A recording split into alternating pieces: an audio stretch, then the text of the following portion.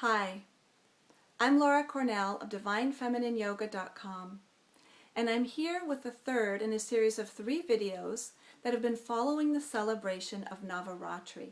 And this is the 9-night festival dedicated completely to the Divine Feminine. And the first 3 nights of the festival and our first video were dedicated to Kali, who's the energy of death and destruction and transformation. And the second 3 nights of the festival and our second video were dedicated to Lakshmi, who's that energy of beauty and abundance, peace and prosperity.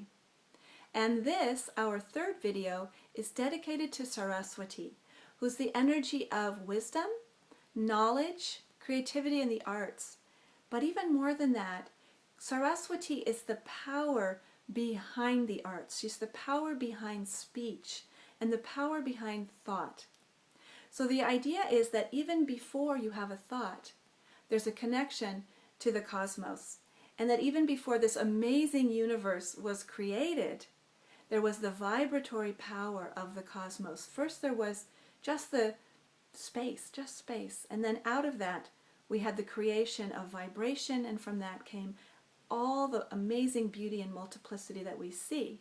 Now, why am I standing here in front of this gorgeous galaxy? This is the spiral galaxy of Antilia. I love this picture. She's so beautiful.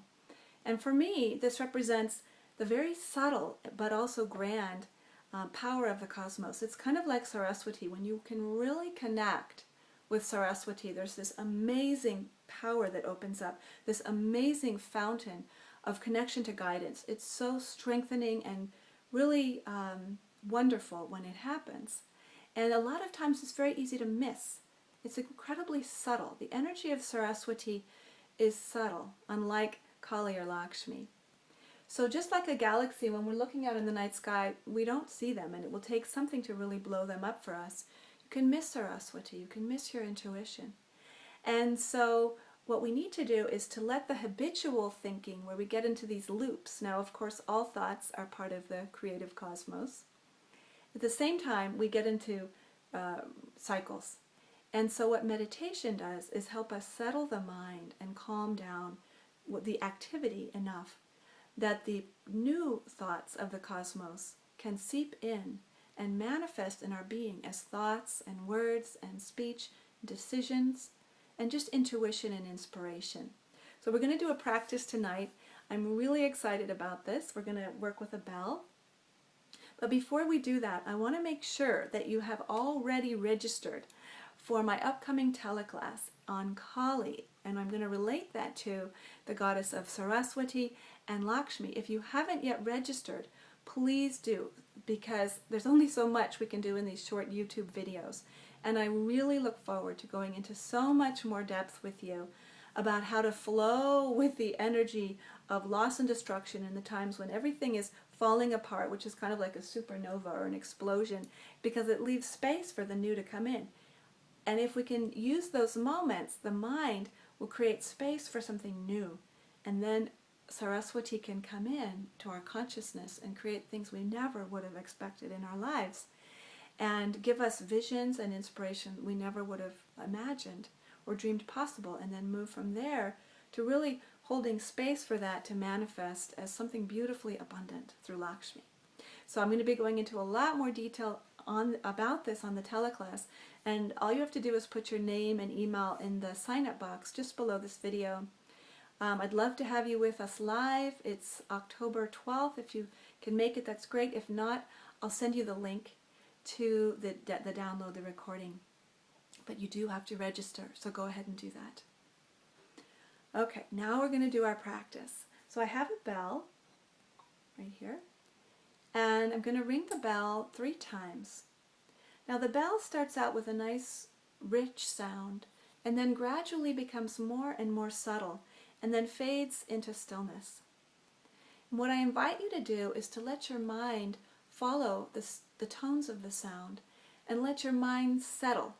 So all the activity of the mind, just melt it, dissolve it into the sound. And as the sound fades, let the activity of the mind similarly come into that kind of luscious stillness. We'll do this 3 times, 3 chimes of the bell. And as you're doing this, just offer a blessing for yourself to open to inspiration, to open to guidance and wisdom for your life over the next 3 nights. And invite that in as we move through these next 3 days of Saraswati. Okay? So I invite you either to sit in a comfortable position or stand. I'm standing, that's good too. And then let your eyes close. And feel your breath. Relax the physical body.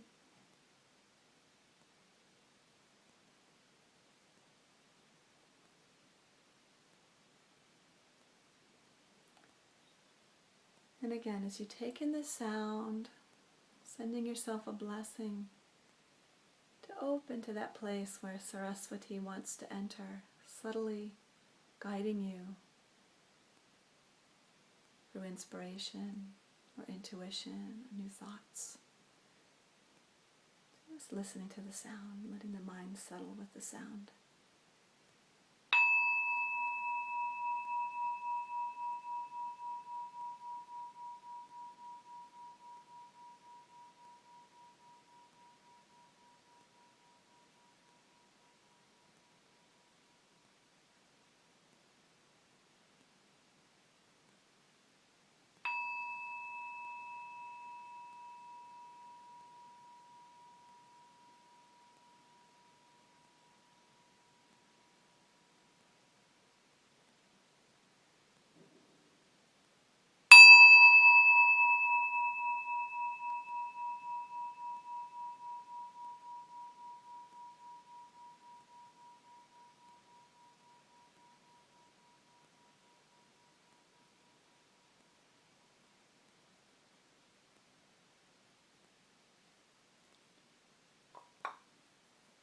And when you're ready, opening your eyes, coming back to the room.